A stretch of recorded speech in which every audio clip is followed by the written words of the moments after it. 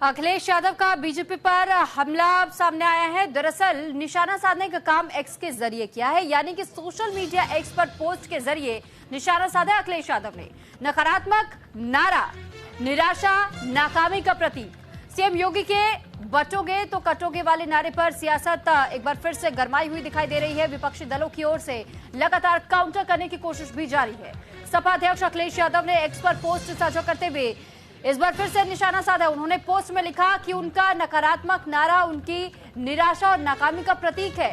अखिलेश यादव ने जो पोस्ट किया है और उसी पोस्ट को हम आपके सामने रख भी रहे हैं, इस नारे ने साबित कर दिया है कि उनके जो गिनती के 10% मतदाता बचे हैं, अब वो भी खिसकने के कगार पर है।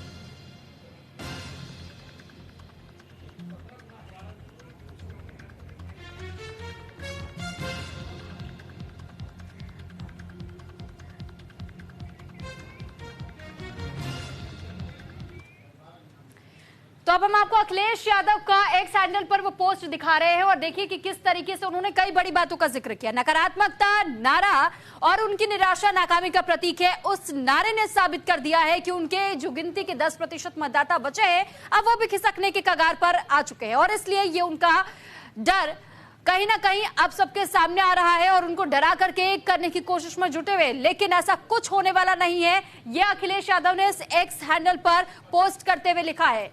नकारात्मक नारे का असर भी होता है। दरअसल इस निराशा नारे के आने के बाद उनके बचे खुचे समर्थक ये सोचकर और भी निराश है कि जिन्हें हम ताकतवर समझ रहे थे, वो तो सत्ता में रहकर भी कमजोरी की ही बातें कर रहे हैं। जिस आदर्श राज्य की कल्पना हमारे देश में की जाती है, उसके आधार पर अभय होता है, भय नहीं। ये सच है कि भयभीत ही भय बेचता है, क्योंकि जिसके पास जो होगा वो वही तो बेचेगा। देश के इतिहास में ये नारा निकृष्टतम नारे के रूप में दर्ज होगा और उनके राजनीतिक पतन के अंतिम अध्याय के रूप में आखिरी शाब्दिक किलसा साबित होगी।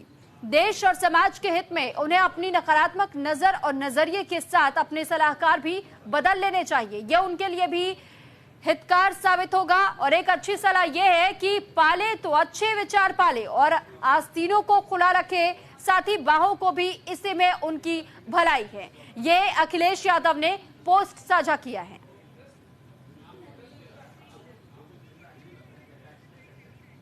इस पर ज्यादा जानकारी के साथ नीरज मिश्रा इस वक्त हमारे साथ जुड़ चुके हैं। नीरज, सबसे पहले और सबसे बड़ा सवाल यही है कि अखिलेश यादव ने ये तंज तो कसा, इतना लंबा पैराग्राफ उन्होंने एक्स हैंडल पर एक पोस्ट के जरिए साझा किया है, लेकिन उनके इस पोस्ट के और क्या कुछ मायने निकाले जा सकते हैं? सिर्फ उन्होंने बचोगे तो कटोगे के नारे को लेकर के तंज कसा है, निशाना साधा है, या कहीं ना कहीं ये और भी कई संकेत जाहिर कर रहा है पोस्ट?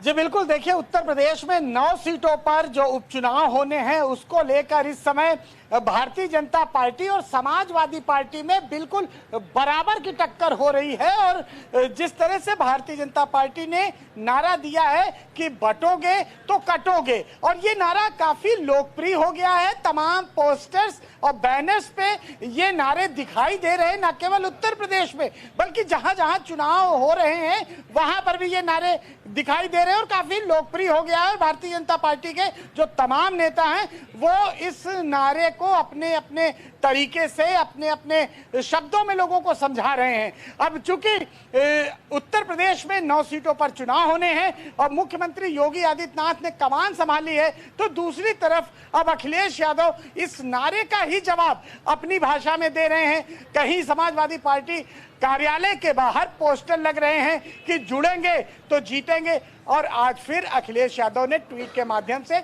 इसी नारे को लेकर अपनी व्याख्या प्रस्तुत की है। लेकिन नीरज से ये नहीं समझा जा सकता कि कहीं ना कहीं अखिलेश यादव भी तो अपनी किल्सन को सामने रख रहे हैं, क्योंकि अखिलेश यादव अगर इतना बड़ा पोस्ट वो साझा कर रहे हैं, इतना समय लेकर के ऐसी बातें वो लिख रहे हैं, तो कहीं ना कहीं उनका ध्यान भी उस ओर जा रहा है। और अगर आप ये कहते हैं कि योगी आदित्यनाथ कमजोर पड़ रहे हैं, तो आप किस ओर संकेत कर रहे हैं ऐसे बयानबाजियों को घेरते हुए?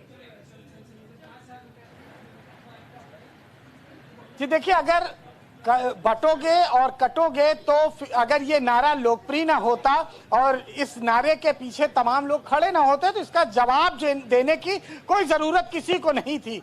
इस नारे की लोकप्रियता हरियाणा का जो चुनाव हुआ वहां पर देखी गई, और इस नारे की लोकप्रियता ही जो महाराष्ट्र में चुनाव होने हैं वहां पर देखी जा रही है। और उत्तर प्रदेश में चूंकि देखिए अब आने वाले वक्त में 9 सीटों पर चुनाव है, और ये 9 सीटें करो या मरो का सवाल है सभी पार्टियों के लिए जो जो चुनाव में उतर रही है।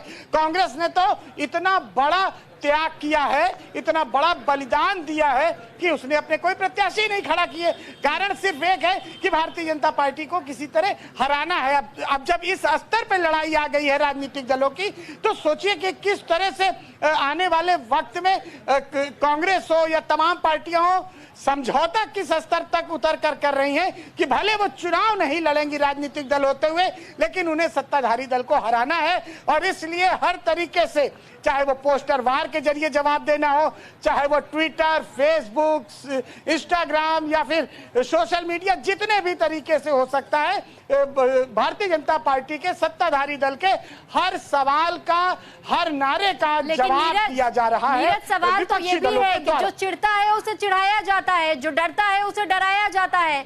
तो क्या अखिलेश यादव अगर ऐसे बयानों से किनारा करना चाह रहे हैं, उन्हें इन बयानों से कोई फर्क नहीं पड़ता, लेकिन दूसरी तरफ वो इस बयान पर अपनी प्रतिक्रिया भी जाहिर करते हैं, तो जिन लोगों को इस बयान के बारे में बहुत ज्यादा डिटेल नहीं पता होगी या जो लोग इसका मायने नहीं समझ पा रहे होंगे, क्या आपको नहीं लगता कि ऐसे अगर वो पूरी तरीके से अपनी बयानबाजियां करे, प्रतिक्रियाएं दे रहे, अखिलेश यादव पोस्ट साझा कर रहे हैं, तो कहीं ना कहीं उन लोगों तक भी ये बयान पहुंचाने का वो काम कर रहे हैं जिनको इस बात की भनक तक नहीं है?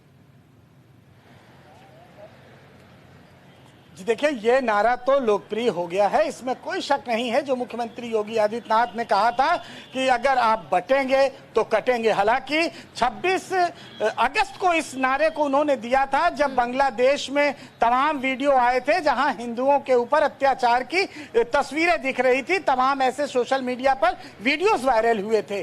उसी परिप्रेक्ष्य में इस बयान को योगी आदित्यनाथ ने दिया था, और उसके बाद ये बयान बहुत ज्यादा लोकप्रिय हुआ, जिसका जवाब समाजवादी पार्टी अब लगातार दे रही है। हालांकि वो कहती है कि उसे कोई फर्क नहीं पड़ता, और अगर नहीं फर्क पड़ता तो उसी नारे की तर्ज पर जवाबी नारा कि अगर जुड़ोगे तो जीतेंगे, ये बताता है कि कहीं ना कहीं जैसे जवाबी कव्वाली होती है, जवाबी शायरी होती है, उसी तरह ये जवाबी नारे हैं उत्तर प्रदेश में। इस तरह जिस तरह से दिए जा रहे हैं, एक दूसरे के नारों का जवाब नारों के माध्यम से, ट्वीट का जवाब ट्वीट के माध्यम से, पोस्टर का जवाब